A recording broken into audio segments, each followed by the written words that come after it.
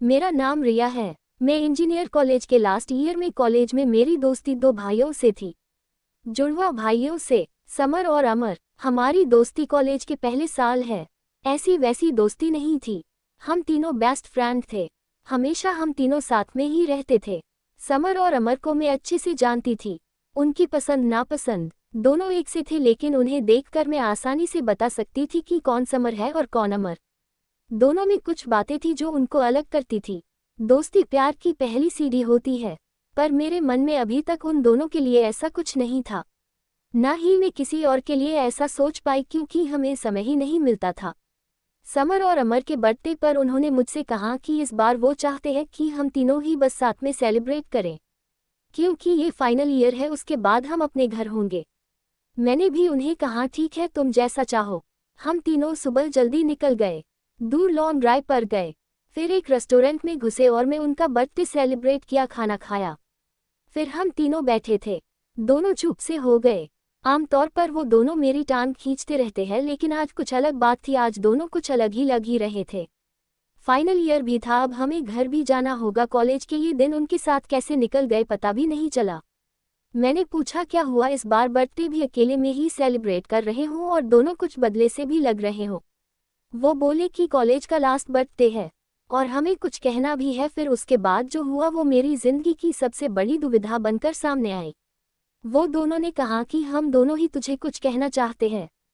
मैंने बोला क्या? वो बोले तुझे ये सुनकर शायद थोड़ा आश्चर्य हो, लेकिन ये सही है।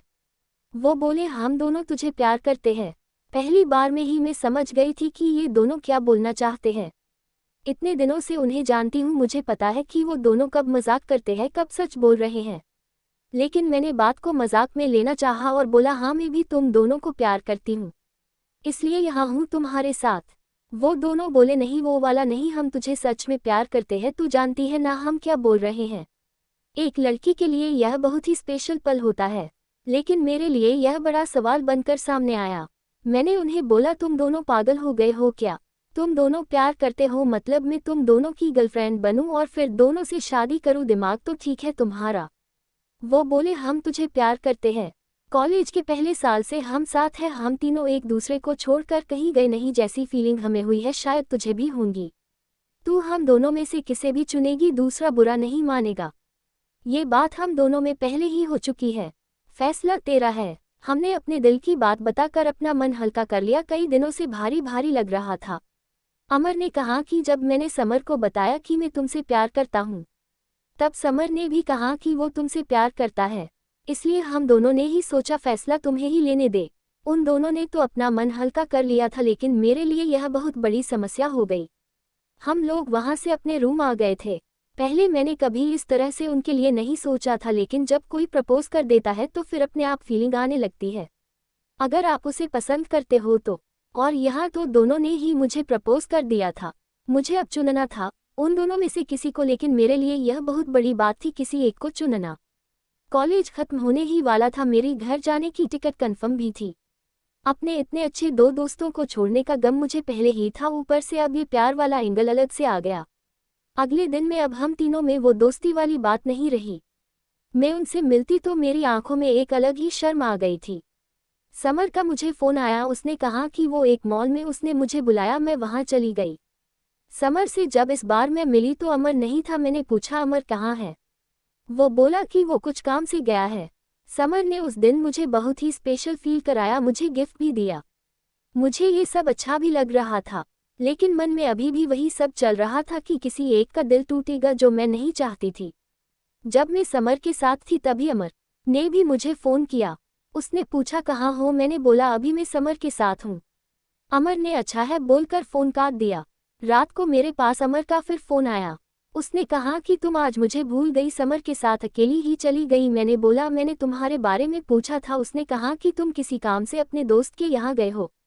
अमर ने कहा नहीं, मैं तो यही था। समर मुझे ये कहकर गया था कि वो अपने दोस्त के यहाँ जा रहा था, लेकिन वो झूठ बोल रहा था। इस तरह अकेले में मिलकर वो तुम्हें इम्प्रेस करने की कोशिश कर रहा है, लेकिन तुम फैसला सोच समझ कर लेना। उसने झूठ बोला है। मुझे नहीं लगता तुम्हें झूठ पसंद है। अब तक मैं समझती थी कि मैं उन दोनों को अच्छे से जानती हूँ, लेकिन आज मुझे पता चला कि मैं उन्हें दोस्त के रूप में जानती थी। अब वो दोनों ही बदलने लगे हैं। और यह बदलना एक दिन का नहीं है, शायद ये धीरे धीरे हुआ होगा, लेकिन मैं समझ नहीं पाई। दोनों एक दूसरे से झूठ और एक दूसरे की बुराई कभी नहीं करते थे। ये बार था जब ऐसा हुआ। मुझे समझ आ गया था कि मेरी वजह से इन दोनों भाइयों में दूरियां बढ़ रही है, जो कि मैं बिल्कुल भी नहीं चाहती थी। इतने दिनों की दोस्ती के बाद उसका इस तरह से खत्म होना मैं बिल्कुल नहीं चाहती थी। मैंने सोच लिया था कि मुझे क्या करना है। मेरी टिकट 20 तारीख की थी। मैंने उन्हें एक दिन पहले फ़ोन करके बुलाया, कहा कि मुझे तुम दोनों से कुछ बात करनी है। उन्हें लग रहा था कि शायद मैंने उन्हें अपना फैसला सुनाने बुलाया है। दोनों अच्छी तरह से उस बात के लिए तैयार होकर आए थे। मैंने उन्हें कहा कि मुझे माफ़ कर दो, लेकिन मैंने तुम लोगों से एक बात छिपाई। वो बोले क्या? मैंने कहा कि तुम दोनों को पता है ना कि मैं घर जा रही हूँ, लेकिन यह नहीं पता कि मैं क्यों जा रही हूँ। उन्होंने कहा कॉलेज खत्म होने पर सभी को जाना है। मैंने बोला हाँ, लेकिन मेरी एक वजह और है कि घर पे मेरी सगाई के लिए जा रही हूँ। वो बोले क्या तुम झूठ बोल रही हो? इतनी जल्दी? अभी फाइनल एग्जाम हुई है तो तुम्हारी सगाई? मैंने कहा शादी नहीं होंगी, अभी सिर्फ सगाई है।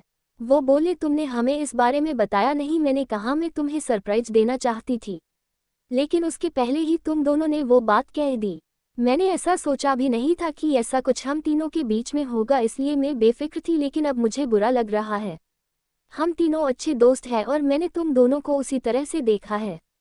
प्यार कैसे हम तीनों के बीच में आ गया? वो दोनों कुछ मिनटों तक मेरी बात सुनते रहे, फिर गुस्सा होकर कहा कि तुम झूठ बोल रही हो, तुम हमसे इतनी बड़ी बात छिपा नहीं सकती। मैंने कहा तुम दोनों ने भी तो मुझसे छिपाया था। वो दोनों चुप हो गए।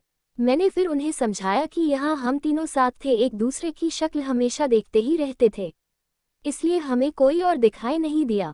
लेकिन तुम दोनों बहुत अच्छे हो, कोई भी तुम्हें प्यार करना चाहेगा। मुझे पता था उस समय उन्हें समझाना मुश्किल होगा। उन्होंने थोड़ी देर मेरी बात सुनी और फिर वहाँ से चले गए। मेरे दो इतने अच्छे दोस्तों को मुझे खोना पड़ा। मैं चाहती कि हमारी दोस्ती हमेशा रहे, लेकिन अब ऐसा नहीं हो सकेगा।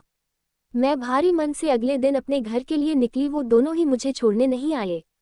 मैं चाहती भी नहीं थी कि ऐसा हो। मैं चाहती थी कि वो मुझे भला बुरा बोले और भूल जाए, क्योंकि अब मैं उनके दोस्त बनकर भी नहीं रह सकती थी। क्योंकि एक बार फीलिंग आ जाए तो फिर नहीं जाती।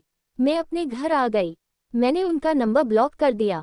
पता नहीं मैंने सही किया कि नहीं, लेकिन एक बात मैं जानती हूँ, उन दोनों से ज़्यादा तकलीफ मुझे हुई थी। इसी प्रकार 6 महीने गुजर कि मैं सही की या गलत। फिर एक दिन मेरी जिंदगी ने एक बार फिर करवट ली। मेरे पापा का देहांत हो जाता है। मेरे घर मेरे पापा ही थे जो कमाने वाले थे। उनका बिजनेस जो उनके गुजर जाने के बाद उनका भाई अपना मनमानी करने लगे और हमें कुछ भी पैसा देना बंद कर दिए। ऐसी स्थिति में मुझे एक बार फिर शहर की ओर जाना पड़ा। मैं दिल्ली चला गया। वहाँ मैं एक कंपनी में जॉब करने लगी। अचानक एक दिन मेरी मुलाकात समर से हुई। मिलते ही उसने पूछा कैसी हो? हमने बताया ठीक हूँ। फिर पूछा शादी हो गई? मैं चुप हो गई। फिर मैं सॉरी बोली। हम लोग बात करने लगे।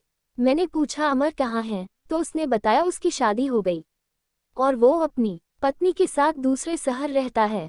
फिर समर ने कहा मैं तेरा इंतजार आज भी कर रहा था। मैं जानता था कि तू जरूर वापस आओगी। फिर रिया समर की गले लग जाती है। रिया भी जवान, गोरी बदन, उसके ऊपरी स्तन आग दोनों तरफ उठने लगी। समर अपनी आगोश में रिया को ले लिया। रिया की स्तन पे जैसे ही समर के हाथ पड़े, रिया की मुंह से ओफाह निकल पड़ी। वो भी मदहोश हो गई। दोनों ने सारी सीमा पार कर दी। रिया भी खुलकर साथ देने लगी। दोनों जवानी की रथ पर सवार होकर चल पड़े। दोनों इसी प्रकार मिलने लगे और एक दूसरे की प्यास बुझती रही।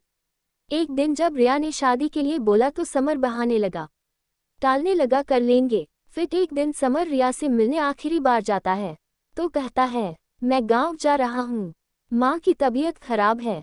रिया उससे गले मिलती है और दोनों एक दूसरे से लिपट जाते हैं।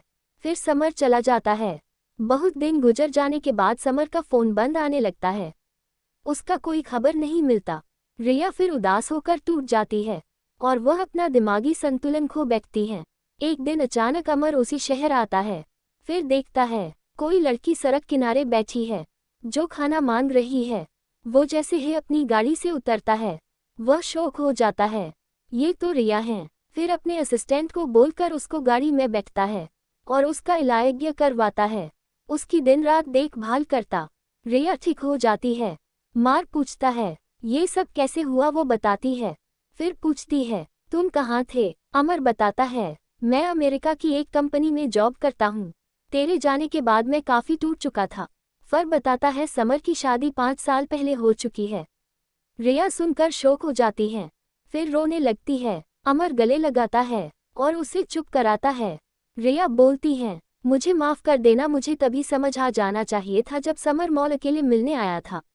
मैं तेरे बात पे यकीन नहीं की। फिर अमर बोलता है, अब मैं आ गया हूँ और रिया से शादी कर लेता है और दोनों एक नई जीवन की शुरुआत करते हैं और खुशी खुशी साथ रहने लगते हैं। आपको ये कहानी कैसी लगी कमेंट कर हमें ज़रूर बताएं। इसी तरह की कहानियाँ आप यहाँ पढ़ सकते हैं, तो बने रहिए हमारे साथ। दोस्तों, हम आपके लिए इस तरह की मज़ेदार और मनोरंजन से भरपूर कहानियाँ लाते रहेंगे। आप इसी तरह से अपना प्यार और सपोर्ट बनाए रखें और हमारे यूट्यूब चैनल को सब्सक्राइब करें। दोस्तों, हम यहाँ पर कोशिश करते हैं आपके सामने अच्छी कहानियाँ लाने की, कहानियाँ जो आप पढ़ना चाहते हैं। इसके लिए हम बड़ी मेहनत करते हैं। आप हमें सपोर्ट करिए और हम इसी तरह से आपका मनोरंजन करते रहेंगे। धन्यवाद आपका यहाँ आने के लिए।